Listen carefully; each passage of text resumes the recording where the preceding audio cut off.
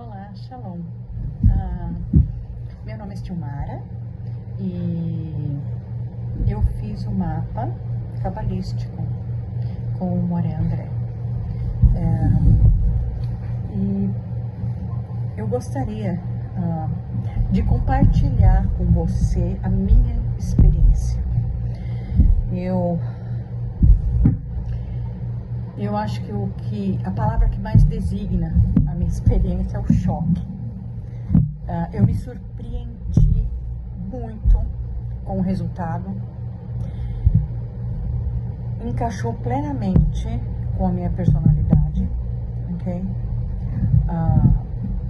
Com certeza absoluta, vai mudar minha vida. Foi ótimo porque eu estou numa busca muito grande interior. Eu tenho passado situações as quais eu quero entender o que está ocorrendo dentro do meu ser e sinceramente me ajudou muito. Eu pude ver situações assim, eu pude ver questões que eu estou tentando achar as palavras porque o choque foi muito grande. Eu ainda estou digerindo tudo porque foi incrível a experiência, a verdade é essa. Eu não sou muito boa com vídeos nem palavras, mas é essa, eu tô sendo sincera. Foi assim, uau, eu não tava realmente esperando tanto, me surpreendeu demais, valeu a pena. Eu recomendo você a fazer também. Eu não sei quem vai assistir esse vídeo, ok? Mas eu recomendo você fazer.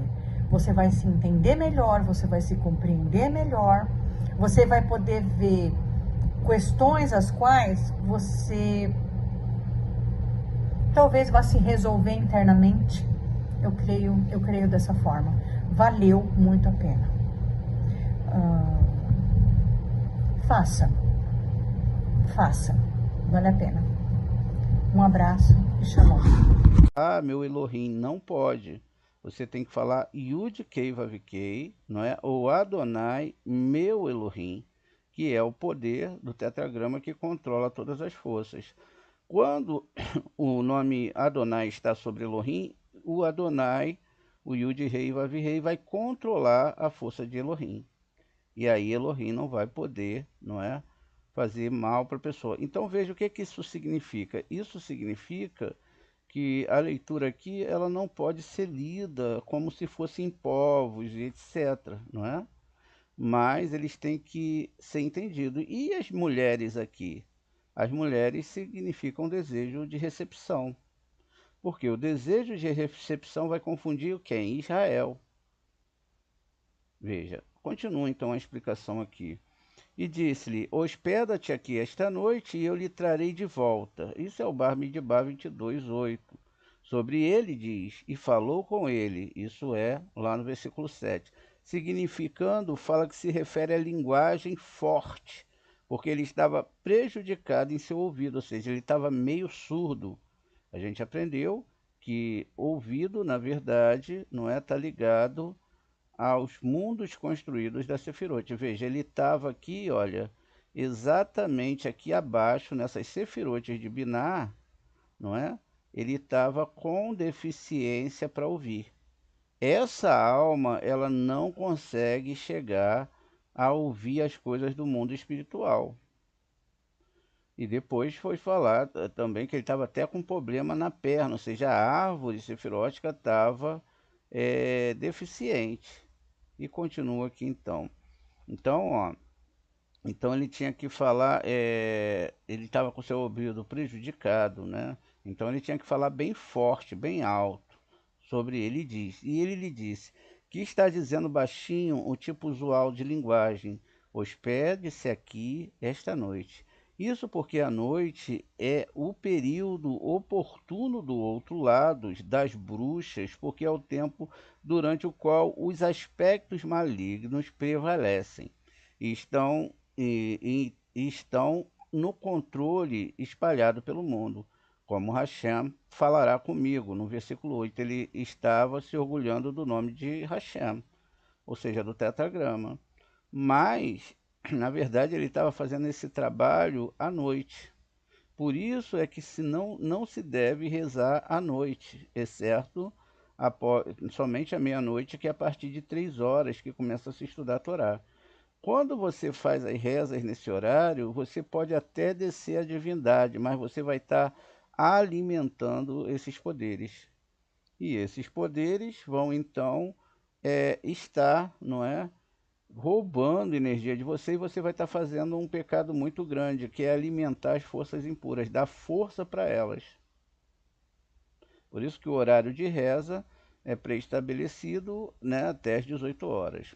Diz ainda, os príncipes de Moabe moram, não é? Ibide, no mesmo versículo, no entanto, os ministros de Midian não os deixam e não quiseram permanecer lá, eles não quiseram ficar juntos.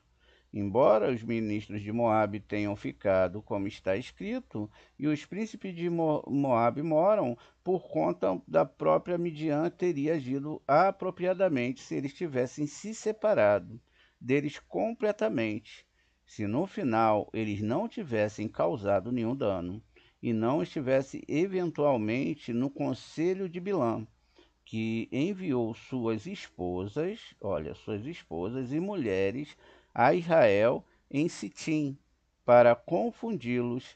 A Escritura aponta o pecado deles, como está escrito, porque eles te vejam com as suas artimanhas, com as quais te seduziam na questão do Peor e na questão de Cosbe, filha de um príncipe de Midian, sua irmã. Bar Midbar 25:18. Com essas duas coisas, eles pecaram com o Peor e com Cosbe. E sua iniquidade foi tão grande, e diz aqui, com o rabo, ou seja, eventualmente eles atacaram depois. Portanto, eles permaneceram com ele e os midianitas partiram por conta própria. Outra explicação de que os príncipes de Moabe residem com Bilã era bom que Midian saísse se esse fosse o seu desejo.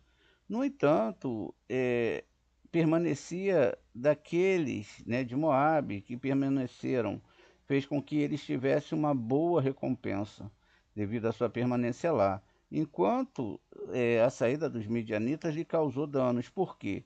Porque os que ficaram estavam preocupados com o que o santo bendito seja ele iria dizer, enquanto os que partiram não se importaram em nada. Eles ficaram para ter os ensinamentos, não é? Diz aqui ainda. Ele explica, na época, aquele ímpio disse, e eu vos trarei de volta a palavra, como Hashem me falara, Bar-Midbar 22:8. Ou seja, é o que ele disse, né, que vai trazer a explicação. Instantaneamente, os de Moabe ficaram abalados ao ouvir isso e ficaram lá. E os de Midian não se importaram em nada e foram embora. Portanto, eles foram punidos depois, razão pela qual os ministros de Moabe permaneceram com Bilã. Naquela noite, esse tipo de sussurrava sussurros e realizava bruxaria, e trazia sobre si um espírito sobre período alto instantaneamente. Elohim veio a Bilã. Simplesmente Elohim, significando sua própria divindade, não Hashem, que era seu próprio nível. E essa divindade que veio era do outro lado, que está à esquerda. Então, o que significa é que todas as forças que ele trouxe, ainda que ele se orgulhava em falar o nome do Eterno, vinha da árvore do serpente, que é a árvore, não é, do bem e do mal. E essa árvore, ela se monta, por incrível que pareça, no aspecto também de ter 5 níveis, né? Por isso que tem 49. Deixa eu só voltar aqui um pouquinho.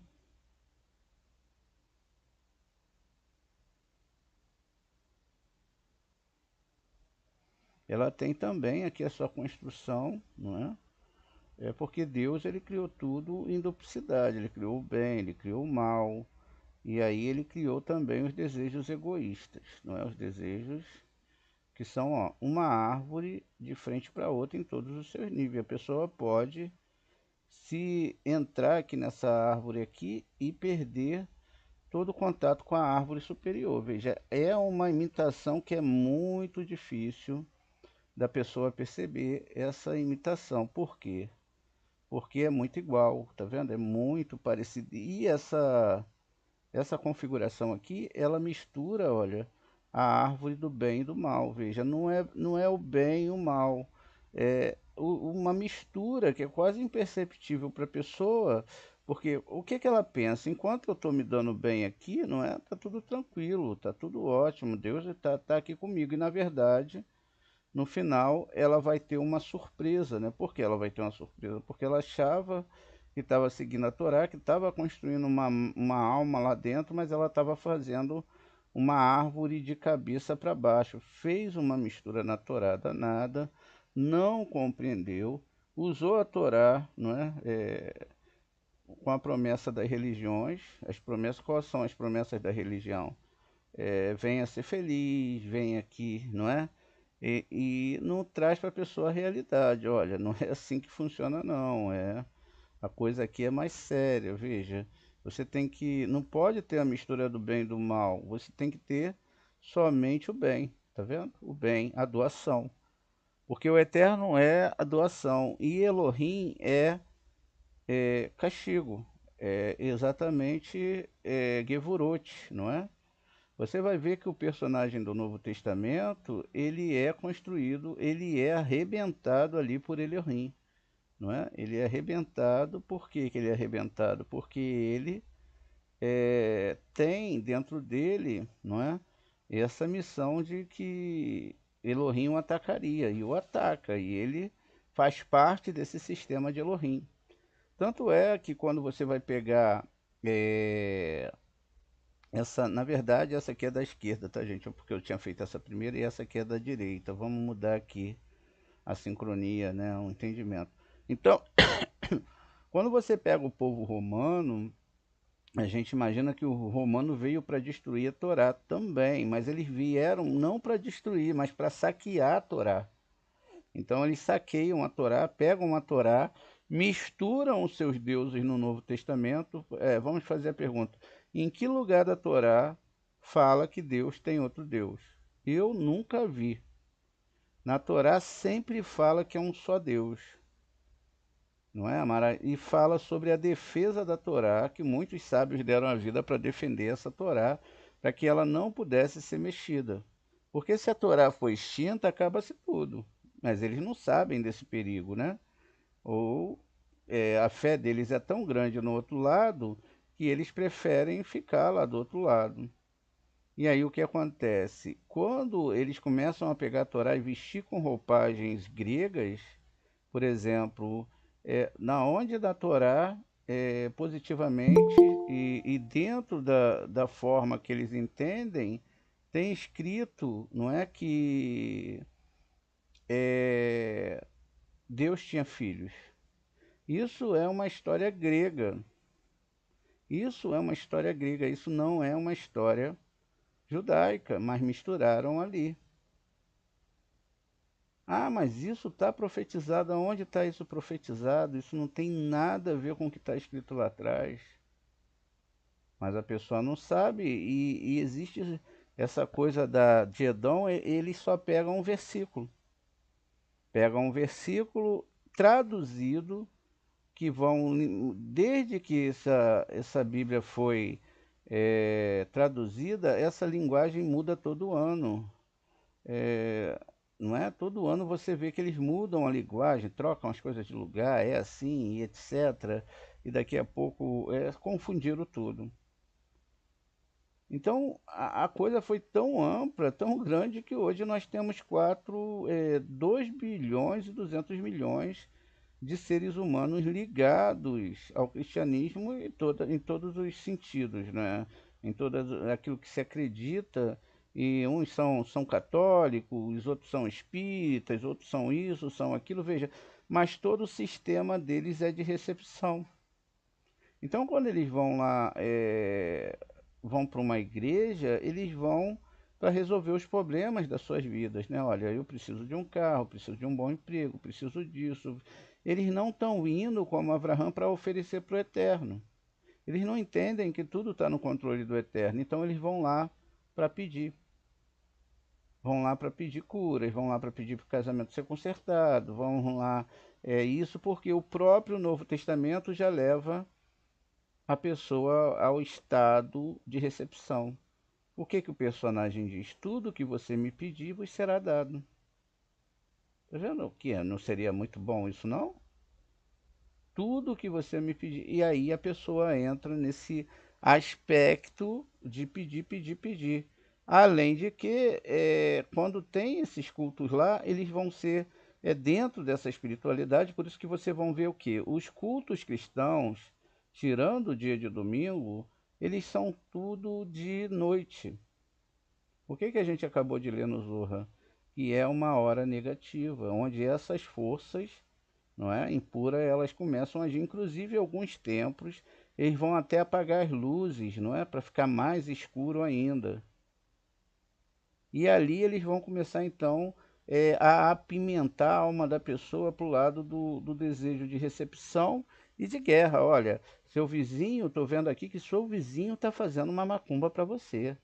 Ele foi lá, não sei aonde. Aquela vizinha, os seus inimigos vão cair debaixo do seu pé. É assim, mais ou menos assim. Eu sou profeta, eu vou te matar se você não acreditar em mim. E assim eles subjugam a consciência de todas as pessoas. O ser humano em si, ele é um ser que é programável. Eles se programam dentro daquela espiritualidade ali e não conseguem muitas vezes sair. Eles começam a ter medo do inferno, medo disso, medo daquilo e etc. Veja, o que é? É que ali tem um monte de coisas que batem com a Torá e outras não tem nada a ver. E fica difícil para a pessoa sair. Por que fica difícil? Porque ela já tem ali um encravamento ali do medo. Ela fica com medo de ir para o inferno. Então ela não quer nem imaginar em pensar, mesmo que ela leu a Bíblia várias vezes, viu ali nessa questão muitas e muitas coisas que eram, não é, contrárias à Torá. E quando a gente chega lá, a gente vê o quê? Que o Elohim contradiz o Eterno, não é isso? Esse Elohim que contradiz o Eterno, ele é exatamente aquele que diz, olha, você vai, não vai, porque não é para ir, depois você vai. E depois, quando ele vai a segunda vez, ele já entra no aspecto aqui de Gevurah. Ele entrou no aspecto de Gevurah, não é? E ele vai ser levado ali pelo caminho. Aquele caminho que ele está sendo levado é esse caminho aqui, ó. Ele, ele foi para a recepção, ele fez a feitiçaria à noite porque ele queria receber. Que homens são esses contigo? Aqui o Zorra nos diz que Deus testou 3 homens, Ezequiel e Bilã, perguntando-lhes: esses ossos podem viver? E apenas Ezequiel passou no teste. Alguém disse a Rabi Eleazar que Bilã era maior do que Moshe, porque Deus chamou Moshe para ir até ele, mas parecia que Deus foi a Bilã, não é? Veja, Deus chama Moshe para ir até ele, mas parece que ele foi a Bilã. Rabi Eleazar explica que Deus saiu para avisar Bilã em vez de fazê-lo entre o seu lugar santo e contaminá-lo. Por isso que ele foi até Bilã. E ouvimos como Bilã era arrogante e quão indigno Balaque era ser o rei de Moabe. Ele disse que homens são estes contigo, Bar Midbar 22:9. Esse era o seu próprio nível, do lado esquerdo, que precisava perguntar, porque não sabia.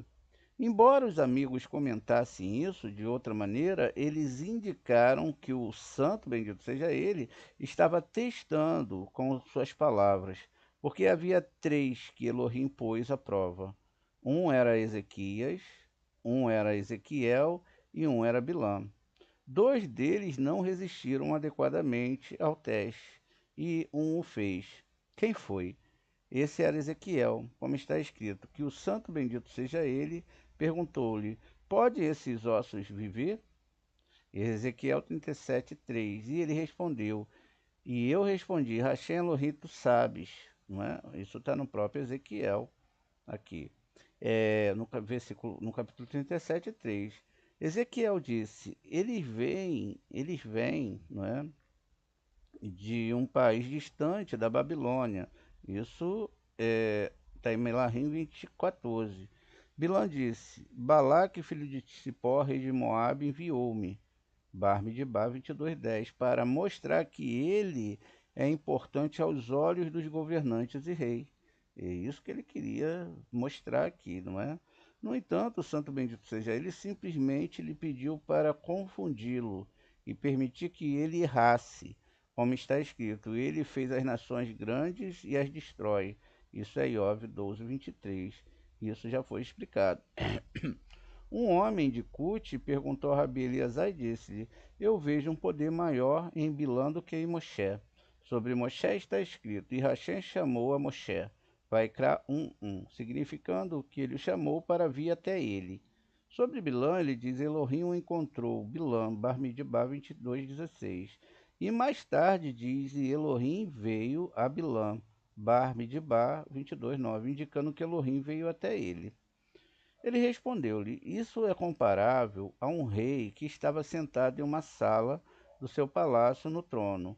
Alguns leprosos chamaram à porta. O rei respondeu, quem é que bate à minha porta? Eles responderam, algum leproso desconhecido. Ele disse, não o deixe entrar nesta área e não deixe sujar o palácio de sujeira.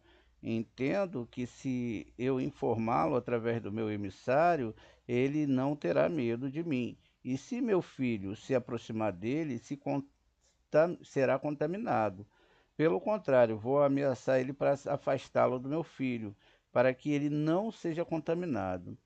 O rei veio primeiro, aproximou-se dele e avisou o leproso.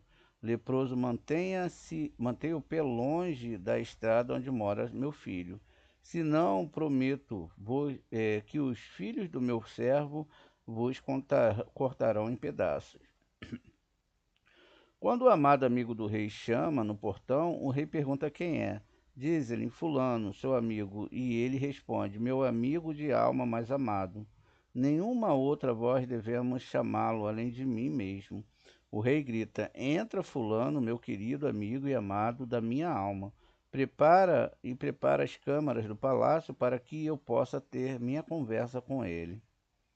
Assim também Bilã, esse leproso, que é pária dos seres humanos, chama à porta do rei. O rei ouviu e disse, este leproso contaminado não deve entrar aqui e não sujar o meu palácio. Preciso ir avisá-lo de que ele não deve se aproximar do portão do meu filho, e eles não devem maculá-lo. Portanto, Elohim veio a Bilã, dizendo, leproso, leproso, não irás com ele, não amaldiçoarás o povo, porque ele é abençoado. Bar-Midbar 22:12. Não se aproxime do meu filho, nem para o bem, nem para o mal. Você está completamente poluído. No entanto, sobre Moisés está escrito, e chamou Moshe, Vaikra 1:1, significando a voz do rei e não através de um emissário, fora da tenda do encontro. Shemote 30:20. Significava que a câmara santificada do palácio, que foi feita do precioso palácio, para isso as séries superiores e inferiores têm um desejo profundo, mas são incapazes de se aproximar dele. Veja, essa questão de lepra aqui tem a ver com recepção, né? Quanto mais recepção a pessoa tiver, mais desejo de receber para si mesmo, não tem amor pelo próximo nem por Deus, né? A questão do próprio amaldiçoar aqui já mostra isso. ele não entra na presença do Eterno, mas ele entra em contato com Elohim, não é? O filho citado aqui é o filho que é Zerampim, que é filho de Aba e Ima, Rohimá e Biná. E nada tem a ver que Deus tem um filho, tá? Esses mundos envolvem vários e vários anjos, vários e vários sistemas espirituais. E diz ainda, e Balaão disse a Elohim, Balaque, filho de Tsipó, rei de Moabe, Bar-Midbar 22:10. Ele menciona o rei Moabe para mostrar que é um rei importante, mandou buscá-lo. Rei de Moabe, ou seja, aqui há ego, não é? Rei de Moabe, o fato, veja, a arrogância daqueles homens perversos. É isso que as pessoas fazem. Elas não se colocam diante do Eterno. Ela acha que os contatos e etc. podem ajudá-lo, mas lá para a Torá, daquele outro lado, não vai ajudá-lo nada, não é? A única coisa que a pessoa pode ter nesses contatos é algo nesse mundo que vai afastá-lo do Eterno. Então veja, e aí há um pecado muito grande, porque ela contou com fulano de tal e não deixou na mão do Eterno. Moré, da onde a gente tira isso? O próprio Yosef. Ele fala mal dos irmãos, fica um ano por Lashon Hará por cada irmão, morre mais jovem, mas no final ele vai falar com o copeiro para lembrar o faraó sobre ele. E aí o Eterno deixa ele mais um ano preso, para ele entender que ele só sairia dali, o copeiro esqueceu, quando ele quisesse, porque tudo está na mão de Hashem. Veja então. E o rei, vamos ler de novo aqui. Então Bilã disse a Elohim, Balaque, filho de Cipó, rei de Moabe, Bar-Midbar 22:10, ele mencionou o rei de Moabe para mostrar um rei importante, mandou buscá-lo, que ele era importante. O rei de Moabe, de fato, veja a arrogância daquele homem perverso, porque está escrito que ele disse, rei de Moabe, em vez de um rei sobre Moabe. Muito bem, a gente viu que Moabe representa Tiferet, não é? Muito bem. Então, uma pessoa que não é digna de ser rei, mas se tornou rei sobre Moabe. Por algum motivo, do primeiro rei está escrito, quem lutou contra o antigo rei de Moabe? Bar-Midbar 21:26, né? Não se refere ao primeiro rei como rei sobre Moabe, como está escrito. E Balaque, filho de Tsipó, foi rei sobre Moabe, Bar-Midbar 22:4, devido ao fato de o rei anterior ser um rei, filho de um rei, e a realeza descendia da realeza. No entanto, sobre este está escrito, Balaque, o filho de Tsipó, foi rei sobre Moabe. A escritura testifica, rei sobre Moabe, que ele não foi distinguido, mas Bilã disse a Elohim, Balaque, o filho de Tsipó, rei de Moabe. Aqui comentei que ele pretendia dar orgulho ao seu coração arrogante, dizendo, olha como toda a realeza do mundo me envia mensageiros. Aqui a ideia era que ele não era nem moabita, não é? É tipo um estilo Hitler. Ele não era moabita, mas ele acaba pegando um título aqui que não era dele, não é? E ele acaba então sendo um rei sobre Moabe. Vamos continuar aqui. Aquele que sozinho faz grandes maravilhas. Aprendemos primeiro sobre o milagre que Deus havia realizado no passado, salvando, não é, os Yehudins, incluindo o Rabi Pinhas de ladrões. Rabi Pinhas se maravilha que tal maravilha tenha sido feita por ele, quando ele nem sabia disso. Ele diz que não temos como saber quantas vezes Deus realiza milagres, não é, para as pessoas, porque ninguém sabe sobre eles, exceto o próprio Hashem. Em seguida, os árabes que contaram ao rabino Pinhas sobre o milagre, contaram-lhe sobre outro, como acabaram de ver um bando de pássaros circundando para fazer sombra para 5 pessoas sentadas juntas. Os rabinos sabem que Rabi Shimon está entre esse grupo de 5 e eles perguntam como encontrá-lo. Eles deixam o burro para encontrar o caminho por conta própria, e isso os leva diretamente para o Rabi Shimon, seus discípulos. Rabi Shimon abre dizendo que um salmo, o canto de Hashem, Um por conta própria, isso nos leva diretamente para o Rabi Shimon e seus discípulos. Rabi Shimon abre dizendo que, perdão, repetir aqui, que um salmo o canta a Hashem uma nova canção, pois ele fez coisas maravilhosas. Foi entoado pelas vacas que cantaram canção, como a gente falou, né? Isso está no Tanar, na recuperação da arca sagrada, quando as vacas cantaram a canção e todos que saíram para dar boas-vindas à arca. O Rabim Pinhas estava indo em uma visita para ver sua filha, a esposa do Rabi Shimon, que estava doente. Os amigos se juntaram a ele e eles estavam montados em seu burro.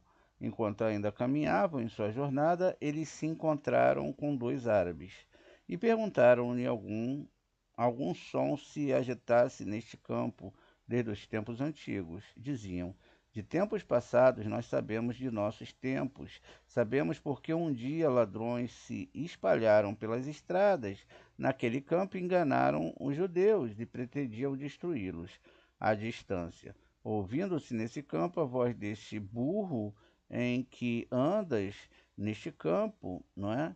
Duas vezes. Uma chama de fogo veio junto com aquele som e os queimou, e esses judeus foram salvos.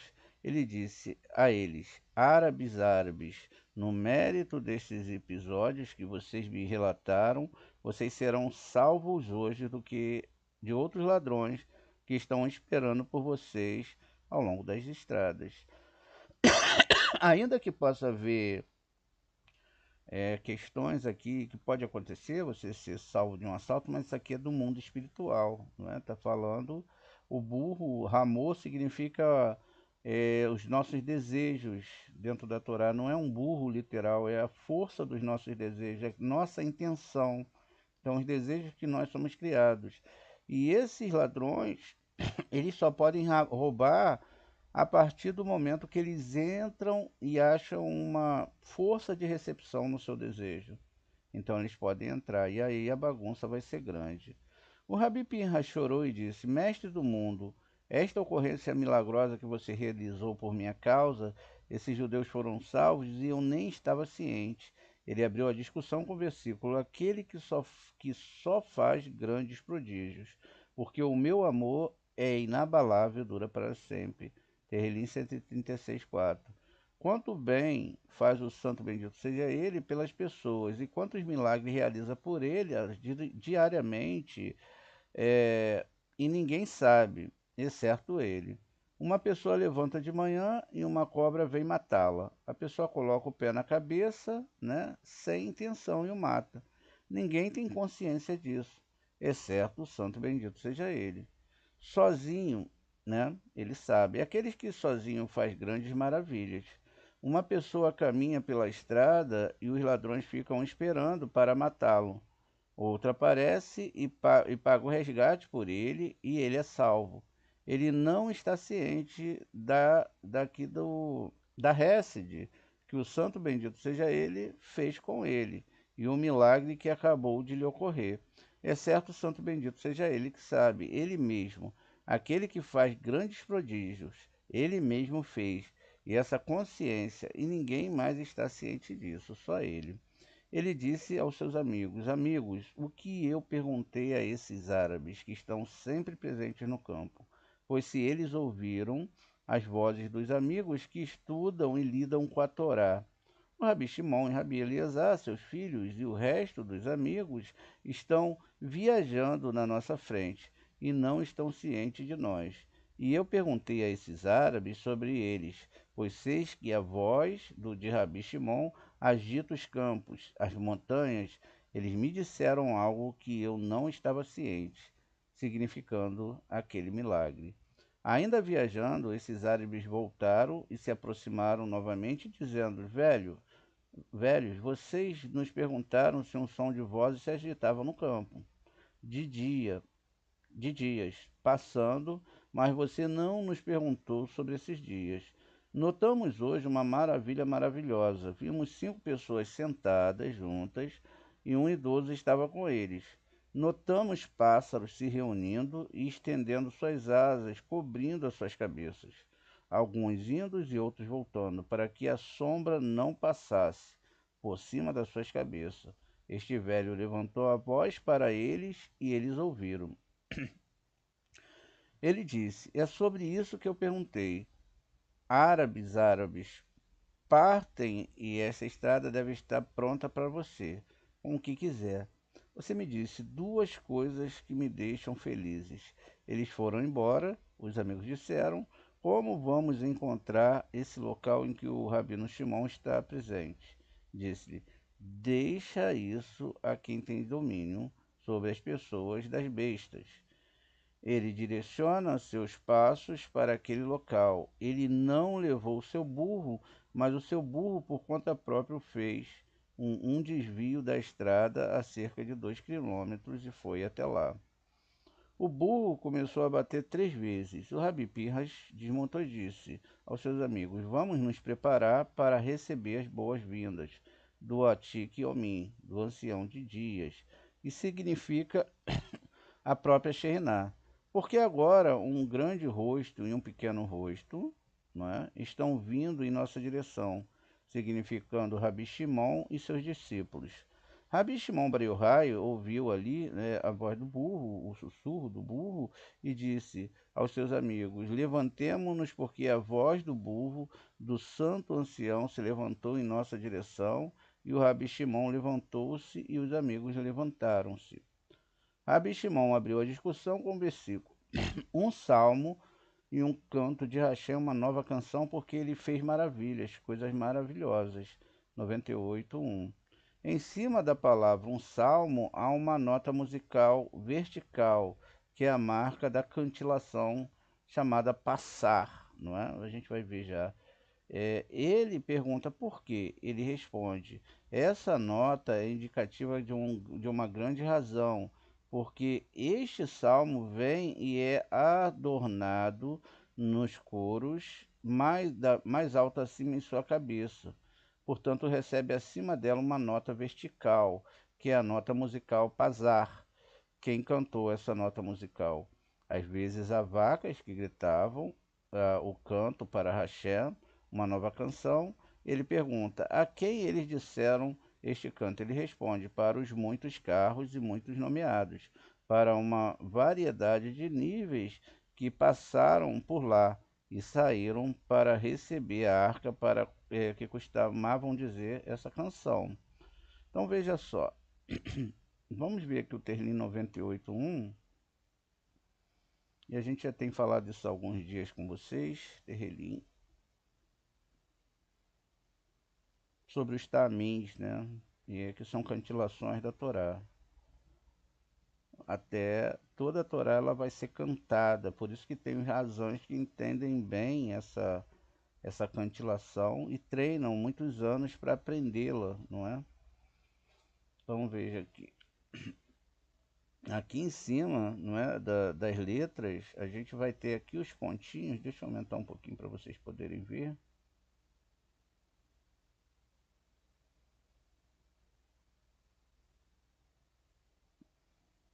Então a gente vai ter aqui, ó, os pontos de cantilações, tá vendo? Aqui não, mas aqui, ó, tá vendo? Um ponto vertical como um Vav, ó. E todos esses pontos que, ou às vezes embaixo também, ó, que não são iguais aos maçoréticos, mas são pontos, olha, que mostra a subida e a descida das notas musicais e que muitas vezes servem como vírgulas, semivírgulas e etc.